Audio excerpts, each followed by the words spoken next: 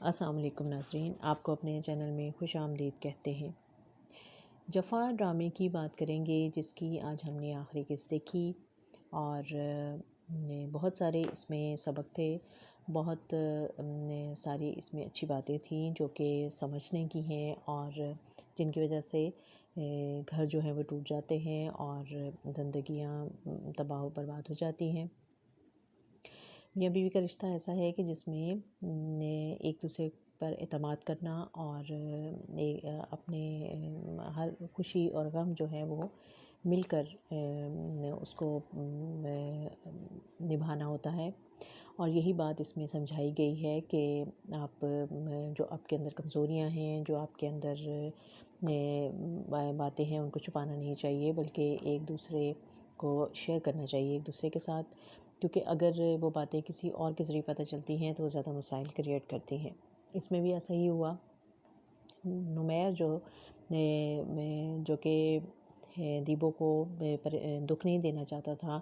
اور اس نے جو اس کے اندر جو کمی تھی، جو کمزوری تھی، اس کو اس نے اپنے تک محدود رکھا اور اس کو ظاہر نہیں کرنا چاہتا تھا کسی پہ، اور اس غم کو وہ اپنے اندر ہی اندر چھپاتا رہا۔ لیکن جب اتنی بڑی حقیقت اس کے سامنے آئی کہ اس کو اللہ تعالیٰ اولاد جیسی نعمت دے رہا ہے، تو اس کے لیے یہ بات جو ہے وہ بہت ہی مشکل ہو گئی تھی کہ یہ سب کیسے ہو سکتا ہے۔ اور ایک ڈاکٹر ہوتے ہوئے وہ اللہ کی ذات پر وہ توکل نہ کر سکا اور اس رپورٹ کو اس نے اپنے ذہن پر سوار کر لیا، کیونکہ معجزے تو اللہ دکھاتا ہے اور اللہ ہی کرتا ہے۔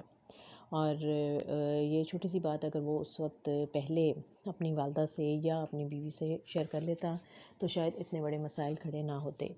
اور دیبو بھی اگر اس وقت جذباتی ہو کر خودکشی کر لیتی تو شاید یہ مسئلہ ہی سارا ختم ہو جاتا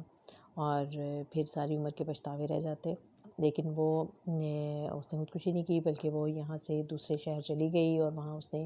کافی مشکل وقت گزارا، اور پھر اس کو بھی سمجھ آئی اور وہ واپس آ گئی کہ یہ زندگی اس طرح سے گزارنی بہت مشکل ہے اور اولاد کے بغیر رہنا بھی مشکل ہے۔ اور پھر آہستہ آہستہ جب ساری حقیقتیں اس پر کھلیں تو اسے بھی اندازہ ہوا کہ ساری غلطی جو ہے وہ نمیر کی نہیں تھی، بلکہ وہ بھی سمجھنے میں اسے بھی مشکل ہوئی، اور اسے یہ ساری باتیں جو ہیں وہ پہلے آرام تحمل سے اس نے کبھی موقع ہی نہیں دیا تھا کہ وہ نمیر کو وضاحت کرنے دیتی، بلکہ ہمیشہ وہ اس کو ہی غلط گردانتی رہی اور سارا قصور اسی پر ڈالتی رہی کہ وہ اس کی ذات پر شک کر رہا ہے اور اس سے اس کی ذات کو نشانہ بنا دیا ہے اس نے، اور بے وفائی کر رہا ہے اس کے ساتھ۔ لیکن شاید اگر وہ آرام تحمل سے اس کی بات ایک دفعہ وضاحت سے سن لیتی تو اس کو یقین آ جاتا کہ وہ بھی اتنا قصوروار نہیں ہے، جو حقیقت اس کے سامنے آئی ہے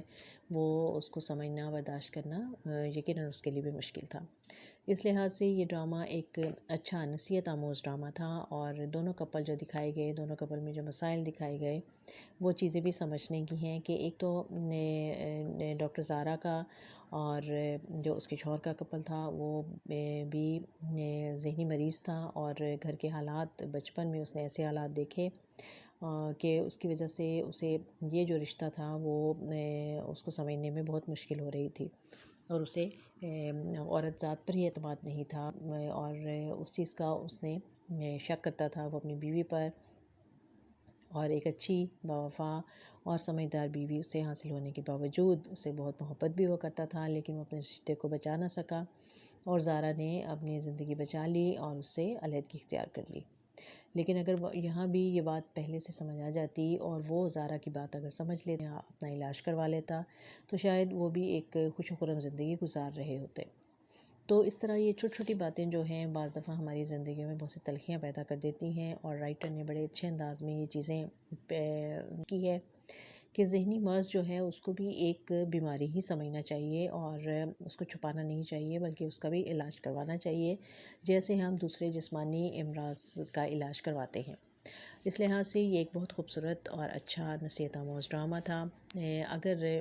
کچھ لوگ جو ہیں وہ اس کو دیکھ کر اسے سمجھ ان کے اگر مسائل حل ہوں تو یقیناً یہ رائٹر کے لیے، ڈائریکٹر کے لیے اور اداکاروں کے لیے ایک بہت بڑی کامیابی ہے کہ وہ کچھ لوگوں کے مسائل حل کرنے میں کامیاب ہوئے۔ اس طرح کے ڈرامے جو ہیں وہ پیش کیے جانے چاہیے کہ جو نصیحت آموز ہوں اور جو ہمارا کوئی اثر بھی ہو۔ تو یقیناً آپ کو یہ ڈرامہ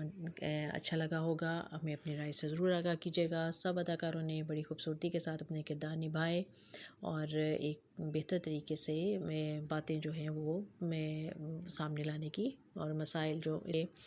اور ہمارے آس پاس جو بکھرے ہوئے مسائل ہیں ان کو سامنے لانے کی کوشش کی۔ آپ سب کی سماعتوں کا بہت بہت شکریہ۔